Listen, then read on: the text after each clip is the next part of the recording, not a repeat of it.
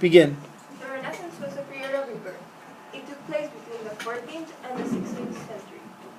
And one of the most recognized Italian painters of the High Renaissance was Raphael d'Urbino.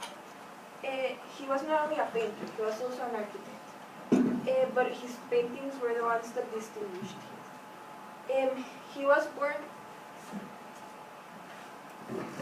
on April 6 or March 28, 1483. And he died on April 6, 1520 in Rome, Italy, because of a fever. His works were known for his clarity and visual achievement. Since he died at a young age, at 36, he didn't finish a lot of his works he was planning. Many of his works can be found in the Vatican Palace. Raphael was born in a city in Italy called Urbino. The city was known as a cultural region that encouraged people to work in the arts. His father, Giovanni de Santi, was also a painter. He taught him how the basic techniques that an artist needed to know. When Raphael was just 11, his father died. This left him in charge of all his father's workshops. Because of his success as a teen, he was asked to paint the walls of the Church of San Nicola, located in southern Bari, Italy. In 1504, Raphael moved to Florence. Great Italian painters like Michelangelo, Da Vinci, and Bartolomeo influenced him, and this developed his personal technique. From 1504 to 1507, he produced the series of Madonnas. The Madonna of the Chair,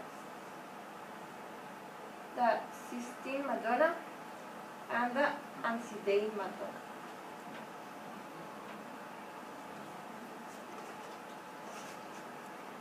He moved to Rome in 1504 to paint a room in the Vatican Palace. He was directed to do so by Pope Julius II. We can see that Raphael also painted portraits. This is a portrait of Pope Julius II. He worked really hard in the frescoes that are located in the room of Signatura. Some of them are the School of Athens. In this painting, we can see that people in the Renaissance had access to books. They could take books. We can see that a lot of them had books. So the education in these times increased. We can see that religion still took a really important role in this period. We can see in this image that God was like the center of all the people, and everyone is paying attention to him. And the last fresco is the vision of the night. We can still see the knights protected regions.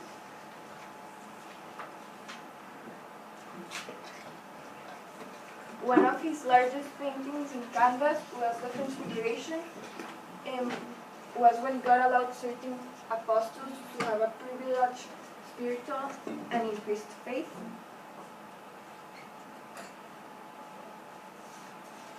In 1514, Raphael was recognized all over Italy for his works in the Vatican. This same year, he started working in architecture. He created the design of a chapel in Sant'Eligio. He designed palaces and religious places. It was said he was the one who started the traditional paintings in Europe until the 19th century.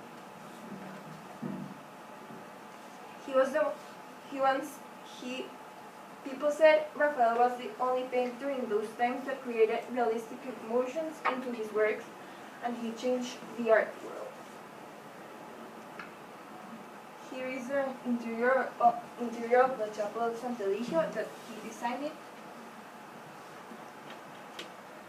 I think Raphael should be recognized because for spending every minute of his life working in works that are useful to understand the past. Without these paintings, people would not know the period of Renaissance looked like and all the events that happened in these times. We should realize the ability of Raphael because he achieved putting his important paintings in one of the most important Christian buildings in the world, the Vatican Palace. And it was said that Raphael changed the way people look at art. He painted like